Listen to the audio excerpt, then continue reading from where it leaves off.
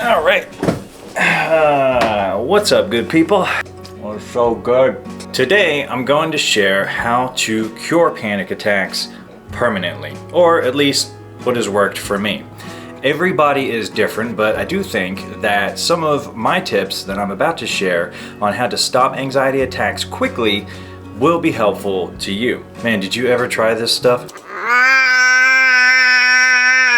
It's so good. Oh, Santa Maria.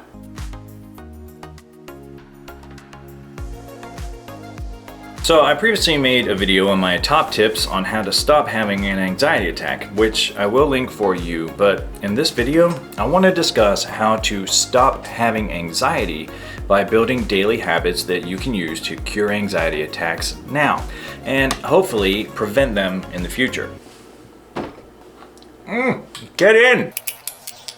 And lastly, real quick, I think it's important to implement some or all of these tips daily. In essence, you are reprogramming your brain and building healthy new habits. I do believe in therapy, and sometimes we need chemical balance via medication, but ultimately, a mentally healthy daily lifestyle is going to do wonders. Without further ado, here's the things I did and tips on how to cure panic attacks forever. I hope. Let's do this thing. Number 1, get some laughs. A good starting point to cure panic attacks fast is laughter. So I'm sure you've heard that Laughter is the best medicine. and there are some benefits. The Mayo Clinic states that short-term benefits of laughter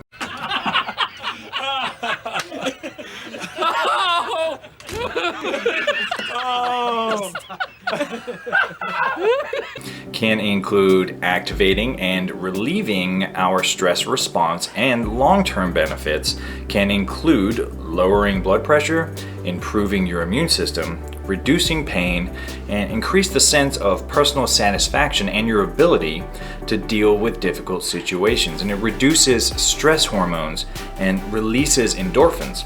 Therefore, it lessens your depression and anxiety. What, am I supposed to just make myself laugh?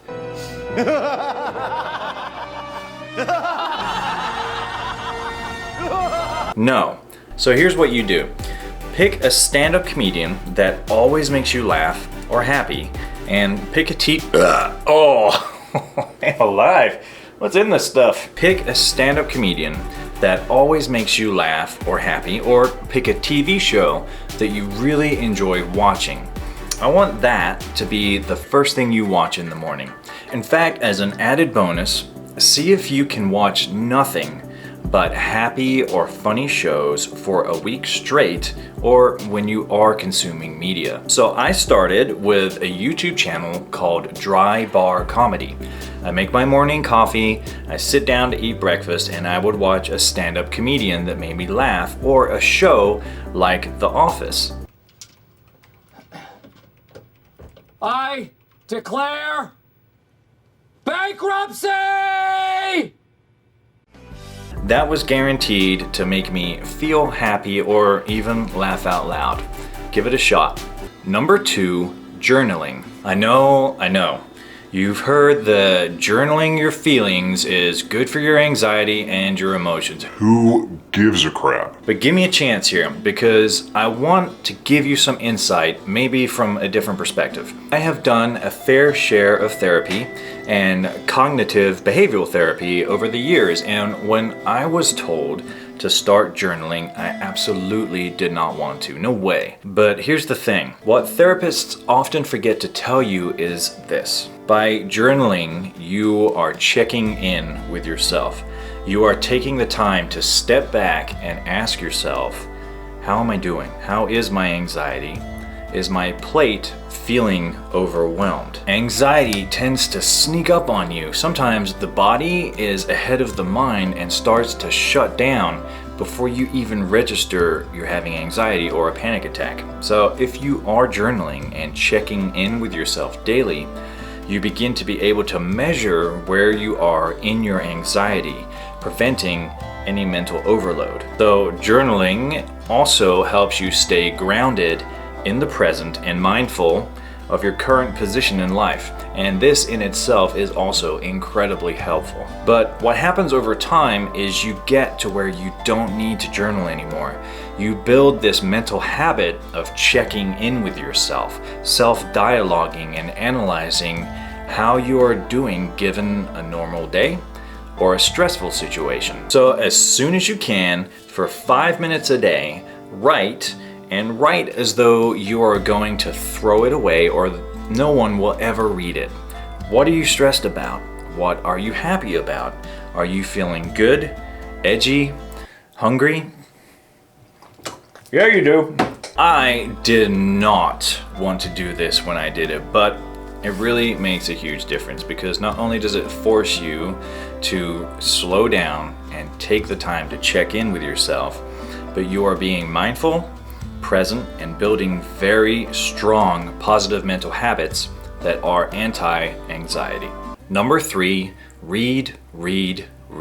So I have never really been a huge reader, but in regards to ways on how to prevent an anxiety attack before it hits you, you've got to give this a shot. Reading actually stimulates the imagination, promotes self-confidence, and rewires the brain and reduces the heart rate. A study by the National Institute for Care and Excellence has shown that 6 minutes of reading can help reduce stress levels by up to 60%.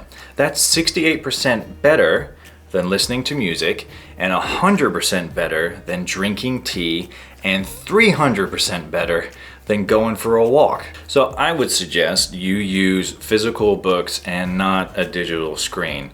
That's just my preference, but I would actually pick reading more as one of, if not the most powerful step that I took to massively reduce anxiety in my life. My suggested process is to read about something that you are really passionate about and get genuine joy out of, and involves learning but not too stressful. Don't look at it like this massive study project, but an enjoyable learning curve. Currently, I really enjoy learning more about Reformed theology. What the frick is theology? I really enjoy reading about theology, the Bible, and learning more about my faith. But if you want to read about the construct of the Star Wars galaxy, or why it's better to wear your underwear outside of your shorts, whatever. Reading forces you to shut up, sit down, take some time, and consumes your mind with something you like, and it edifies your mood.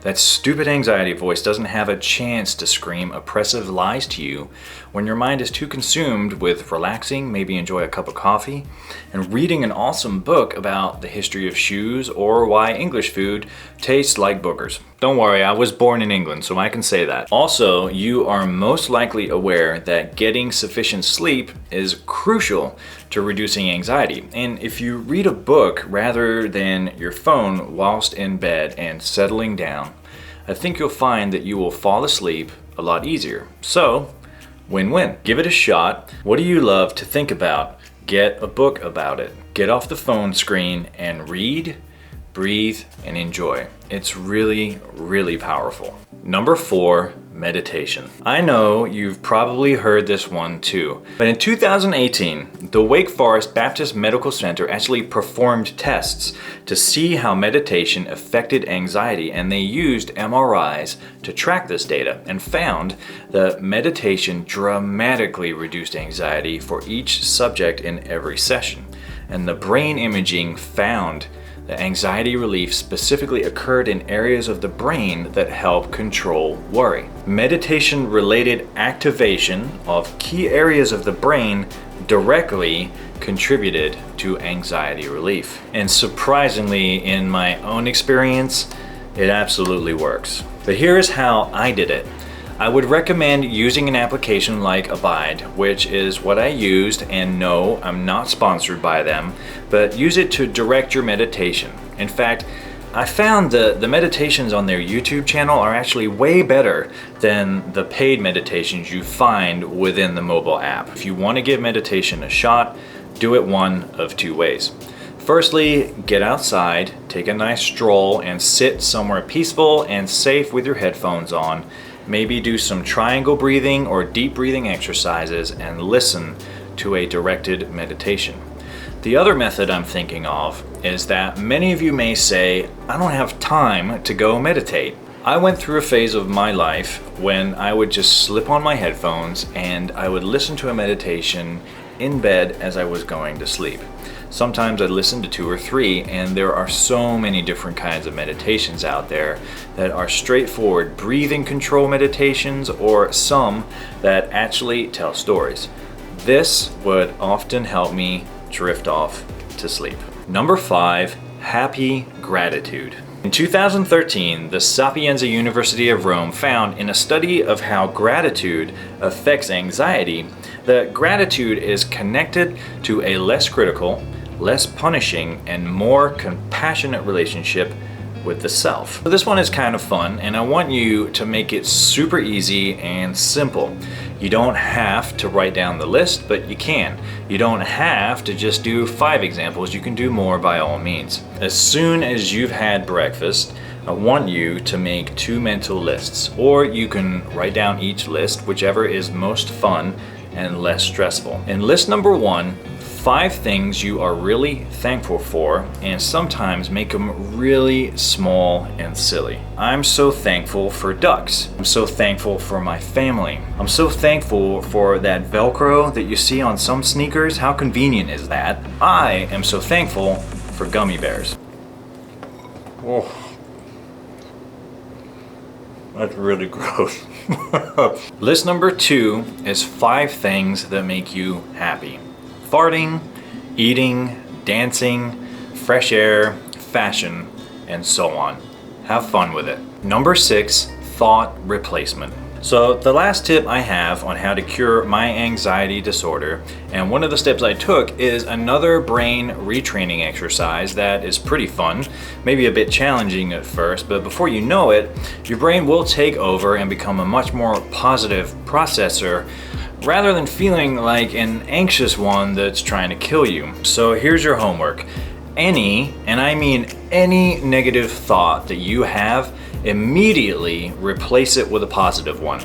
Even if you have to vocalize and say the positive thought, do it. Any, and I mean any, anxious thought you have, immediately replace it with a positive one.